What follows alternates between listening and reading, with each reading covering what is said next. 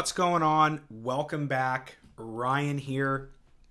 In this video, we are talking about managing net liquidating value.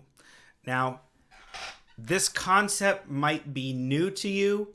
Maybe you haven't heard it, but I assure you, this is one of the most important concepts that you'll ever understand when it comes to growing an account, when it comes to managing risk, when it comes to making good decisions for yourself, your family, your friends, and even your potential future clients.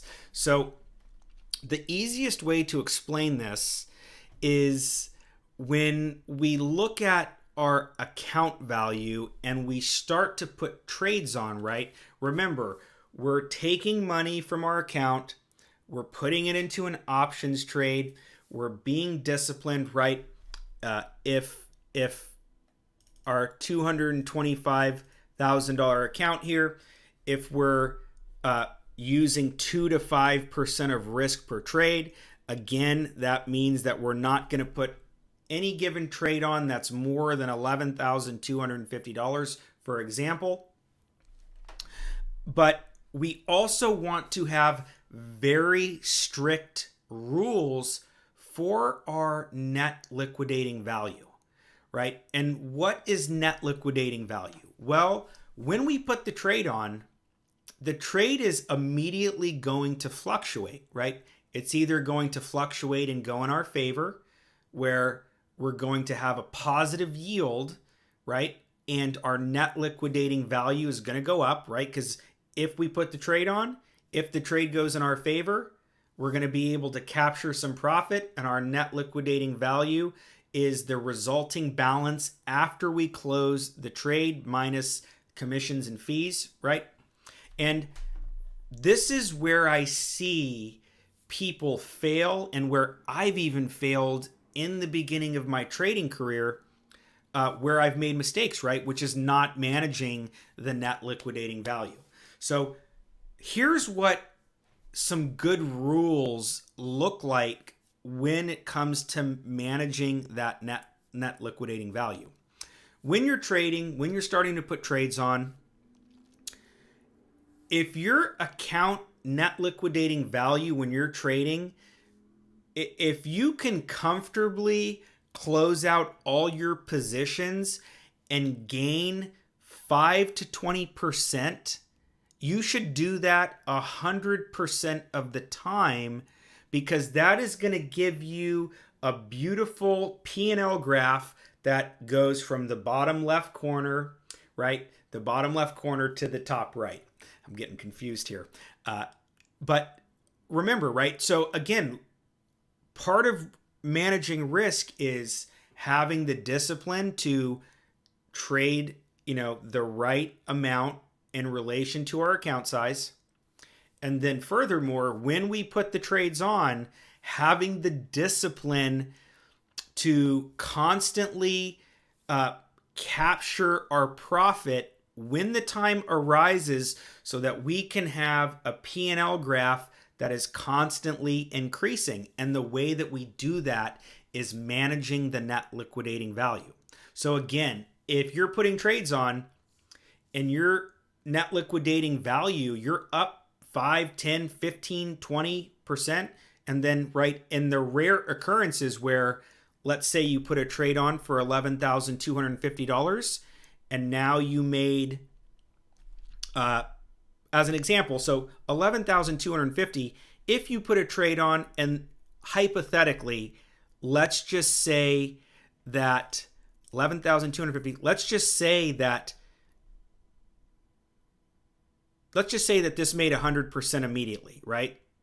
So times 2, you could close this out for $22,500, right? Well, what does that look like? I mean, 22500. So that's how much we started with, right? We did the $11,250 trade.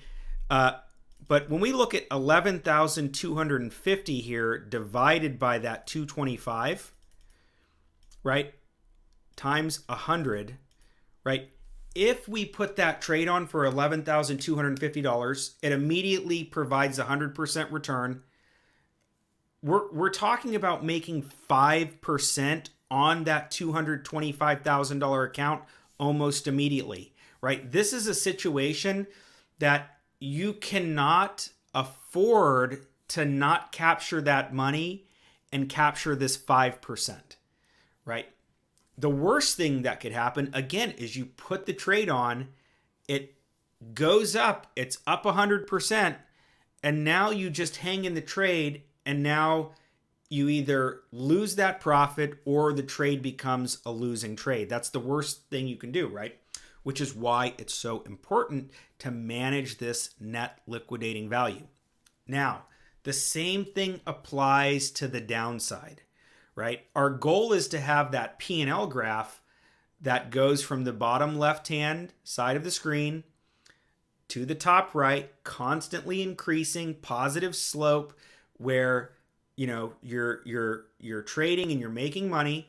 And it's okay if that P&L graph, if that slope has areas where it starts to go sideways and even a little bit down, but the overall trend is up.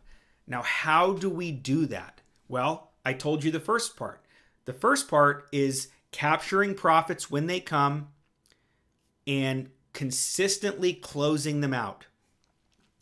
The other side of this is when we put trades on and they do not go in our favor, that we're going to get rid of them and we're going to start over. And an easy way that I like to think about this is, if I have, let's say that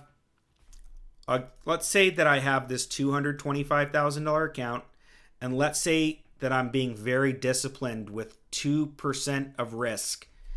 And let's say that maybe I've done 3 trades now, right? So times 3 gives me a little bit more than 5% exposure on my account. I'll use a different example, actually. Let's say that again, on the 225 here, times 2% is 4,500. Let's have a little bit more exposure in the account for the sake of this example. If I had, let's see, 3 would be 5, 6 would be 10.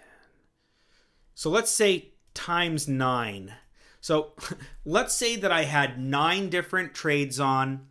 Each of the trades was using 2% of risk, and all of my trades now represent $40,500 of money that I have at risk in the market.